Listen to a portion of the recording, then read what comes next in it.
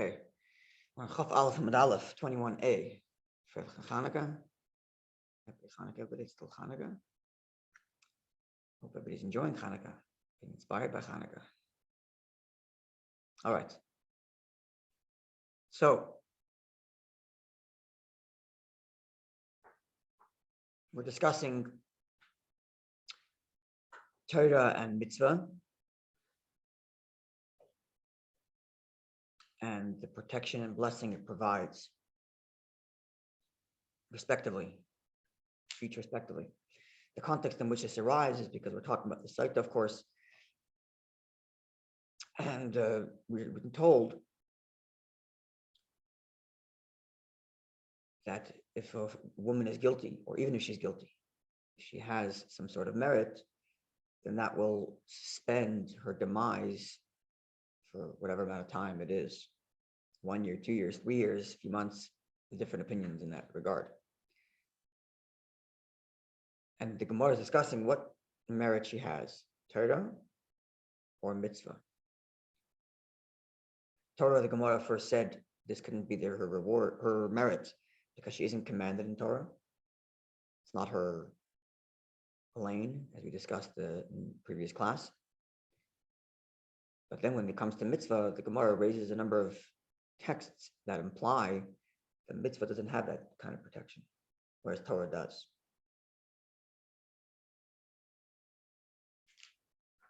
And this is where we are, discussing exactly to what degree Torah has protection and mitzvah does not. And as we explained, based on the Tanya, the big difference between mitzvah and Torah is that mitzvah has the advantage in that it engages the physical world and in that way fulfills the divine purpose ultimately. The physical world be sanctified because mitzvahs are done in the physical world and with physical objects and with the physical body. That's the virtue that Torah mitzvah has. The virtue of Torah is the effect on the person, because Torah is internalized. Torah is processed in the person's mind and digested, becomes part of the person himself, and thus has this greater effect on the person, and thus brings this protection, brings this blessing to the person, because it has that deeper effect, the refining effect. As I say the word refining, I'm reminded of this. Maybe that's only to serve the mitzvah. The person becomes more refined and is able to. So certainly the ultimate objective. The quantity, but the quality. 100%. 100%. 100%. But 100%. So when we're talking about for sure. But when we're talking about the effect on the person, it's Torah that has that effect on a deeper way, or in a immediate way. And since I use the word refined, it reminds me of this, something I should have probably thought of earlier, which is we're talking about schus, which is a merit. The word in Hebrew for merit, schus, also comes from the word zach, which means refined. Like we want for our candle menorah, we're using shemen zayis zach, pure refined olive oil. The word zach, which is the same root word as schus, merit. So merit comes from refinement, if you will. And that's primarily with Torah. Although, of course, the objective is that a person implement the Torah and their mitzvahs and so on. There's that other word used for refined oil. Shemen zayis, which means olive oil, and zach means refined. Zayin chaf. Zach, zayin chaf. Similar, the same root word as schus, merit. So this is where we are. So we're about middle of the page. The line begins with the word ha'ava, and then the next two words is amar, aleph resh amar rav. You have it? Sorry, what? Morning, Alan. About halfway down, the line begins with the word ha'ava, and amar rav for Yosef. Yeah. Okay. Amar rav Yosef states, mitzvah, the performance of a mitzvah, be'igna da asikba, while he is engaged in that mitzvah, magana umatzla, protects him, provides a level of protection, doesn't get harmed, as well as he is saved from his evil inclination. rather simple. We explained before. Person is engaged in a mitzvah. He's engaged in divine activity. No harm can befall him. Not external harm and not internal harm. Not as God, not as animal soul either, not as evil inclination, because he's engaged in the mitzvah. Right? This is one of the reasons. This is the foundation of this idea that a person will make somebody else a shliach mitzvah when they're traveling. Right? Someone else is traveling, so it's a custom people do. A friend is traveling, and you give them $1 and say, "Please give this to your charity of your choice upon arrival in your destination." And now the person is a agent of a mitzvah throughout the entire travel because he has to deliver the tzedakah to some place in wherever he's going. And this provides a level of protection because the person, so long as he's traveling, is engaged in the mitzvah. Well, when you do a mitzvah, you've already beaten the That's right. Yetzer HaRah. So, well, your Yetzer HaRah is not gone, You've but at beaten least it for that while, moment. so exactly. So during that time, you're saved from the Yetzer HaRah. So both protection and saved. Now, but when a person is not engaged in the mitzvah sometime later, so what's the effect the mitzvah has afterwards? So it says Rav Yosef, Aguna Megana, protection that it provides, because I suppose a person engaged in the mitzvah, so the divine energy that encompassed him when he was engaged in the mitzvah still leaves its residue on the person, providing the protection. But Atzule, saving him from his evil inclination, like Matzah doesn't save him. While he's engaged in the mitzvah and his godly soul is activated, he's doing mitzvahs good. But then, when he's not doing a mitzvah, even though there's a protection because the blessing of the mitzvah stays with him, the godliness of the mitzvah stays with him, but in his heart, the animal soul can come roaring right back because he's not doing the mitzvah right now. He's doing something else. This is a Yosef's statement with respect to mitzvah. So while a person is engaged in mitzvah, protection and saving. After the mitzvah, protection remains, but saving from his evil inclination, we can't say it anymore. So it's momentary. Against the Yetzer HaRah, yes. Against the Yetzer HaRah is, that's right, because if a person does a mitzvah, his animal soul disappears, his selfishness disappears. No, he's doing something good now, fine. But then an hour later, 5 minutes later, 2 minutes later, 2 days later, his animal soul is right back. Even seconds later. Or even seconds later. I was being a little generous, but yeah, even seconds later, right? Give me a Shabbos and he does the mitzvah, then he gets into his car. Yeah, it's possible. That's why maybe you studying Torah in mitzvah, the act of studying. That's a good point. So the act. Rabbis and sages rather, who were protected because they were constantly studying. So right, so that's a good point. So when the Alter Rebbe writes, remember we talked about this idea that the virtue of Torah that a person digests there becomes part of who he is, and becomes one with godliness because Torah is inside of him and he's engaged in it, as opposed to a mitzvah where you're just in it. So when the Alter Rebbe writes that, he writes that this is the virtue of studying Torah, even beyond the mitzvah of reading Torah. Meaning there's a mitzvah of speaking words of Torah. Yeah. A person reads the Chumash. How much of your brain is necessarily involved when you're reading the Chumash and just getting basic translation? Not so much. It could be very little. You're still fulfilling the mitzvah of Torah. So that kind of learning is like mitzvah learning, which is almost the same thing as, or even the same thing as doing any other mitzvah with any other part of your body. Right. When we talk about here, Torah as becoming part of who you are and then having this long-lasting effect, we're not just talking about performance of study. We're talking about really engaging in study where a person works his mind and he's fully focused. There's nothing else in his mind because he's studying Torah and he's focused. He's absorbing and thinking and thinking and thinking and trying to absorb. It's a much deeper kind of learning. So The Alter writes that there. Is there so Tanya there? My question is. Yeah, this is Tanya there. Yeah, the question is. Yeah. At what point is the Torah become part of you? Is it when you understood it, or is Yeah, it when you're yeah, just on top, second top shelf there. I'll read it for you. trying to learn it? Never No. When Let's say you just open up a Mishnah and you're starting to read it, When you understand it, but you don't really becoming part of who you are. So there's 3 different stages the Alter Rebbe discusses in chapter 5.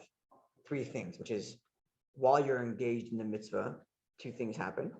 You're engaged in it, and it is going in you. But then the long-lasting effect is different. That takes much more effort. He writes like this. Hold on one second. I read it from English. It says like this. It says like this here. so too it is with the knowledge of the Torah and its comprehension by the soul of the person who studies it well with the concentration of his intellect until the Torah is absorbed by his intellect and is united with it, and they become one. So that's a later stage. This becomes nourishment for the soul and its inner life. And where is it? This was here.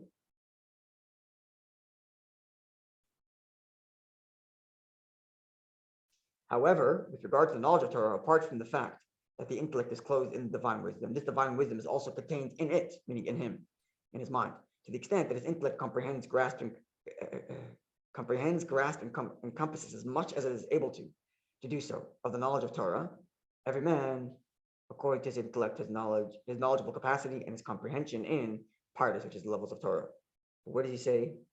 Oh, however, hence this special superiority, infinitely great and wonderful, that is in the commandment of knowing the Torah, not just learning it, knowing it because you absorbed it, knowing the Torah and comprehending it over all the commandments involving action, and even those related to speech, and even the command to study the Torah, which is fulfilled through speech. So really the mitzvah. So there's two elements here. There's two elements here. There's the mitzvah to study Torah, which is to read the words. It's an activity, which can be gone when you're done. 1 second. Then there is to know Torah, very different. To know Torah is to absorb it in such a way because part of who you are, not the same thing. So when you're talking about King David being protected while he's studying Torah, that's, I would imagine, is the activity of studying. That's the mitzvah element. But then there is the absorption of Torah to a much deeper level. If I'm understanding this distinction in mitzvahs and Torah, in the context of Torah. That's correct. You break it down into mitzvah and Torah. That's right. There's the mitzvah of studying Torah, which is just an activity through speech.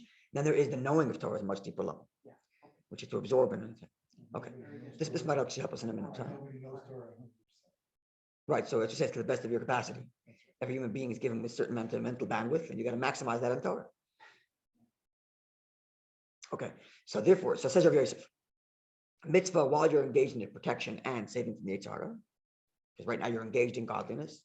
When you're not doing the mitzvah, so there's a residue of the godliness that protects you, but it's not going to save you from your animal soul, not going to save you from evil inclination. That's going to come right back. But Torah, the study of Torah, done in such a manner we described before, the knowing of Torah, absorbed and so on, whether he's studying it, and even if it's a time after he's finished studying it, Megana provides protection, and saves him from his evil inclination. Because it's the godliness has become absorbed within him. This falls in line very much with what you've been saying till now. Could never understand. Right, see Torah Rashi? by reading it yourself. Yeah. Sorry? A person can never understand Torah by reading it himself. Yeah, the Mishnah discusses the various different things a person needs to study Torah. You have to have a partner, you have to have a teacher, you have to have toils, all kinds of things a person is required. Yeah. Right. Sure. Okay, so now the Gemara challenges a racist position. And this challenge seems to be or results in lowering the bar of what Torah provides. And perhaps what we said earlier will resolve the issue. We'll explain. So Maskafla Rabba. Rabba poses the following challenge. Yudah very Yosef saying that when a person studies Torah, it protects him from his evil inclination even after Torah study. Elamayata, but now Doyeg, Bachitoifel, Doyeg and Achitoifel. Doyeg and Achitoifel are two people within David's circle. Doyeg is a protagonist who is responsible for the death of the city of Nov, the priests in Nov. When King David went to go hide there from King Saul, Doyeg informed Saul of what was going on, and Saul ended up killing the whole town. That's Doyeg. And Achitoifel is one of David's advisors who later turned coat and joined Avshalom during the rebellion. So Doeg and Achitoifel are two people in David's circle, both of whom were major scholars. And therefore Rabba asks, Mila Oski B'Torah, did they not study Torah? Why didn't it protect them? Why didn't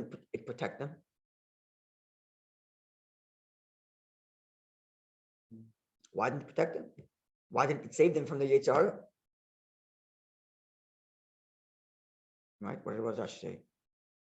Yeah, why didn't it protect him from the Yetzer HaRah? They were the ones who were planning to overtake him. That's right. Yeah, so why didn't they're great scholars? How come the Torah study didn't protect him from the Yetzer HaRah? According to Rav Yosef, a person who absorbs Torah study, it should protect him from his evil inclination. So what's going on? Why didn't it protect him? Because Yetzer HaRah was still in them. But Rav Yosef says that the Torah protects from the Yetzer HaRah even after Torah study. So what's going on? So therefore, it says Elam Rava says no. Torah be'idna da'asik be. When it comes to Torah, while he is studying it, megano matzla, it protects and saves him from his inclination. Inda deloyasik be, when he is not studying Torah, aguni megana, it protects him from trouble, but atzuli matzah doesn't save him from his evil inclination.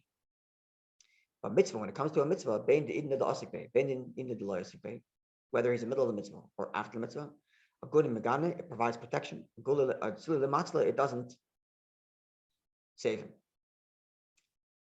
It's the same thing, it sounds like. So, sorry? It sounds like. So when it comes to, no, it's different. It's different. It's about studying. Rava downgrades both Torah and mitzvahs. Even though he only asks about Torah, but he downgrades both. He says downgrades is bad terminology, but I'm trying to make the point.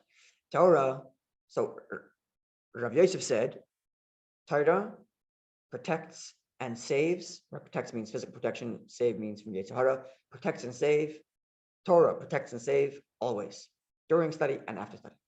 Mitzvah, says Rav Yosef, protects and saves during mitzvah, only protects after. Right? Rabbi says no. Torah protects and saves during engagement. After engagement, protects, doesn't save. Doesn't save. Yetzer HaRah can come back even after a person studies Torah. When it comes to a mitzvah, the mitzvah during the mitzvah saves. Protection, not saving. So according to Rava, even during the act of a mitzvah, I don't understand the terminology protects and saves. protect means physical protection, save means saves him from his evil inclination. Oh, okay. Right? So I'm just using short term, makes it easier. No, right? I understand. So repeat. Do it again. Okay, so Rav Yosef writes, Rav Yosef says, Torah protects and saves during engagement and after engagement. During the study of Torah and after the study of Torah, protects and saves. Mitzvah, during the engagement of mitzvah, protects and saves. After the mitzvah is done, protects him, but doesn't save him. His evil inclination can come right back after the mitzvah. That's what Rav Yosef says. Yeah. Rava says, Torah, during Torah study, protects and saves. After Torah study is over, protection, yes, saving, no. Evil inclination come back even after Torah study. When it comes to the mitzvah always saves, whether you're engaged in the mitzvah or after the mitzvah. Always protects, but never saves you. So Rava says, even during the act of mitzvah, Yetzer HaRah can be there. And here's my question, which opens up the window to deeper reading. Rava's challenge to Rav Yosef was from who? From Doeg and Achitophel. They were great scholars, and yet they were still, their evil inclination still came back. So if his challenge is only with respect to Torah, why is he downgrading mitzvah also? Why is he downgrading mitzvah? He downgrades mitzvah also. Not only does he say that Torah doesn't protect you from, doesn't save you from Yetzer HaRah later, because Doeg and Achitophel prove that the Yetzer HaRah can come back after Torah. But then he says when it comes to mitzvah, even while you're engaged in mitzvah, you're not saved from the Yetzer HaRah. Why does he do that? Where's the challenge to change that? Follow? Why does he say that? Because he didn't need to go that far. Exactly. He didn't need to go that far. He didn't have to do that. To justify his position. Yeah. Why did he do that? Exactly. So why did he do that? So perhaps we can say like this. First of all, we can say that Rabbi Yosef, even though Rava challenged Rabbi Yosef, I don't have to assume that Yosef retracts his opinion. I'll say that this is a standing dispute. Yeah. And what's the essence of the dispute?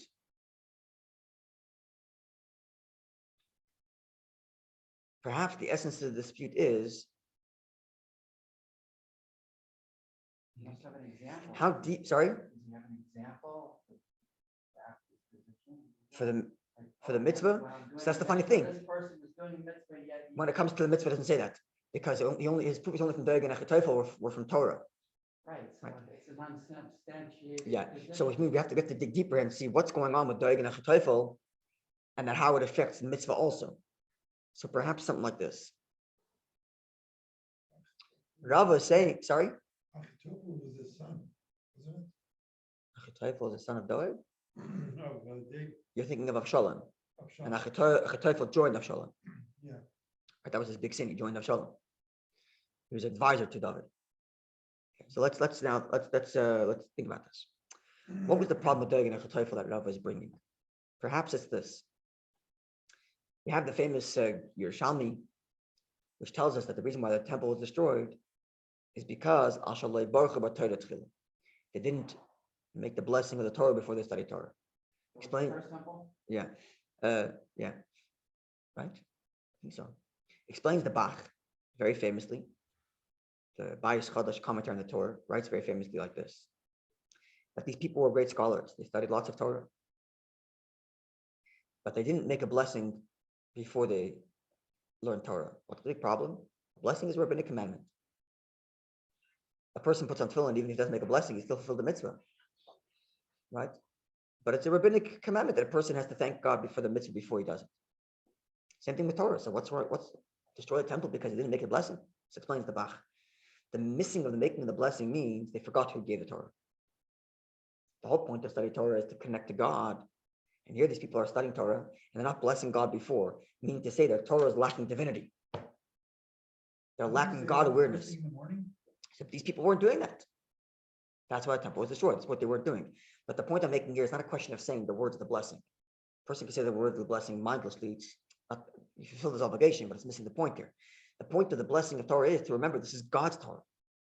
A person can study Torah from today till tomorrow, right? And it could become the source of his greatest arrogance. It could become, and arrogance, as we know, is the greatest distance from God. Closeness to God is a person who, right? He and I, says God, can't live in the same room. Because if this person's selfishness fills the whole room, there's no room for God, right? Like the Kotzker Rebbe famously said that he asked his Chassidim, where is God? And they said, what do you mean, where's God? God's everywhere. And the Kotzker Rebbe said, no, you fools. God is wherever you let him in. Right? So that's right. So a person can take Torah study and completely corrupt it by making it the source of his ego. It doesn't mean he should stop studying Torah. He should continue studying Torah because even if a person studies Torah for the wrong reason, eventually he'll reveal a better reason than Torah study. That's all true. But there is the possibility for a person to study Torah and lack awareness that this is God's Torah. Lack the humility to understand this is God's Torah. Sorry? How do you mean? He's got to appreciate who wrote that book. Right, who's the author? Who's the author? And look how the author is kind and does everything right. Yeah.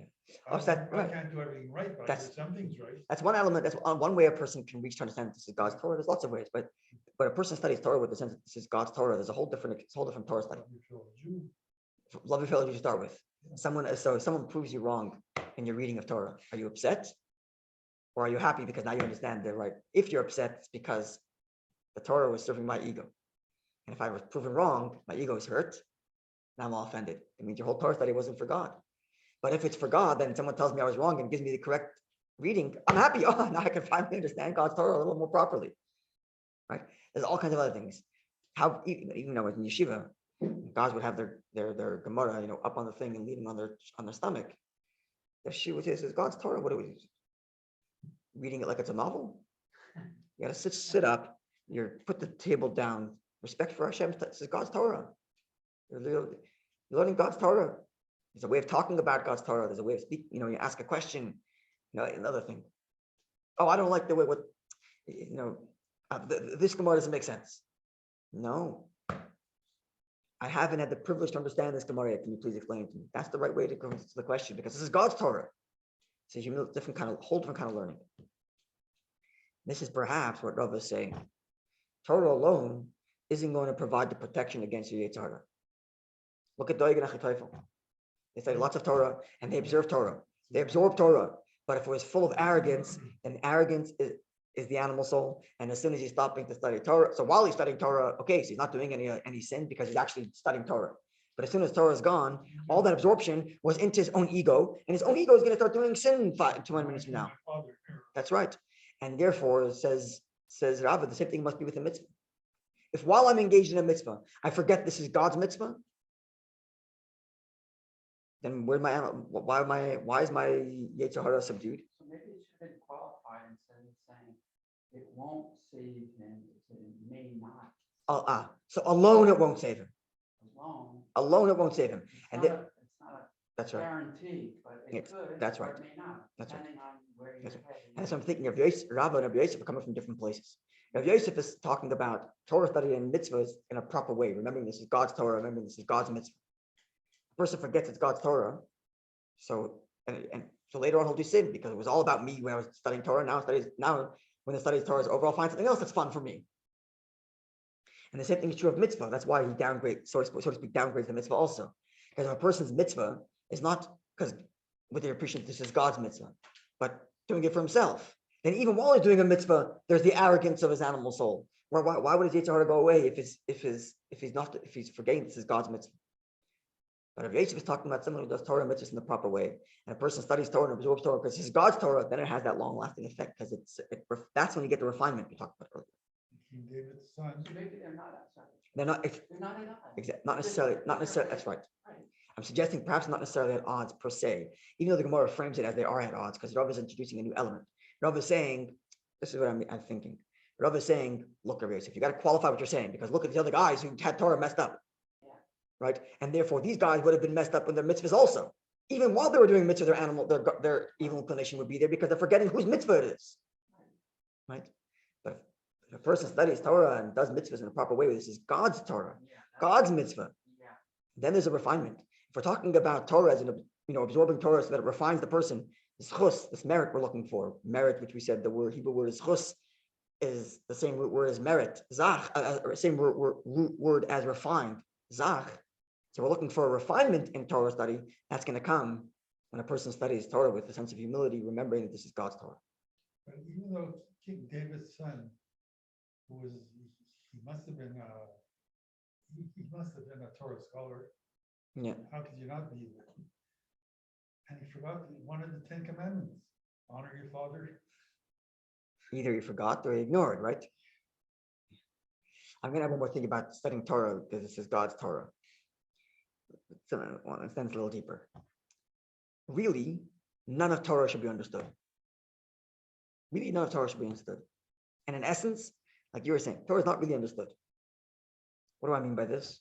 If this is God's Torah, God is infinite, his Torah is infinite. How does a finite mortal understand infinite? You don't. It's by God's infinite kindness and grace that he allowed for a sliver of his infinite wisdom to be understood by tiny infinite mortals like us. And even that's difficult. And even that is difficult because there's layers and layers and layers and layers. And the person's to try to the best of his ability. But if you remember this, when you think of Torah as beautiful logic that you're impressed by because you're so smart and you're impressed by Torah, you got it wrong. You're putting yourself on the pedestal and Torah is impressing you. The reverse. The reverse. Torah is beyond anything we can possibly comprehend. And we thank you, Hashem, for allowing us to understand a couple of lines. And a little bit of those couple of lines. Because in essence, this is infinite. It's infinite. And as Alter writes in chapter 4, with respect to mitzvahs and Torah, he writes this. I'm going to read his words. And then in chapter 4. Please, God, can you tell me how to move a mountain? Wait, what? Oh, this is chapter 3, sorry, 4. Writes like this.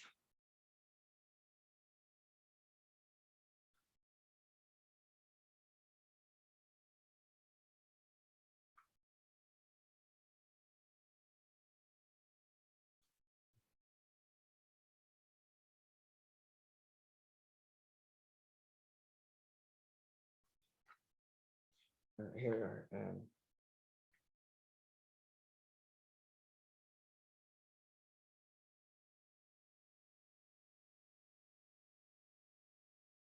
yeah. And although the Holy One, blessed be He, is called Ein Sof, infinite, and His greatness can never be fathomed, and no thought can comprehend Him at all, and so are also His will and His wisdom, meaning God's will as in mitzvahs, and God's wisdom as in Torah, is also beyond comprehension, just like God Himself is beyond comprehension. As it is written, there's no searching for His understanding. You can't understand even God's understanding. That's infinite. And can you find God by searching? Question mark, says the verse. And again, for my thoughts are not your thoughts, says God. Nevertheless, it is in this connection, meaning the connection of studying Torah, it has been said where you find the greatness, it is in this connection that has been said where you find the greatness of the Holy One, blessed be He, there you also find His humility. You want to know if God's true infinite is in His humility. And it's the humility is that God takes His infinite and makes it tiny enough for us to understand. As explains, for the Holy One, blessed be He, has compressed His will and wisdom within the 613 commandments of the Torah and in their laws, as well as within the combination of letters of the Torah and the books of the prophets and the writings, and in the exposition thereof, which are to be found in the Agada and the Midrash of the rabbis of blessed memory.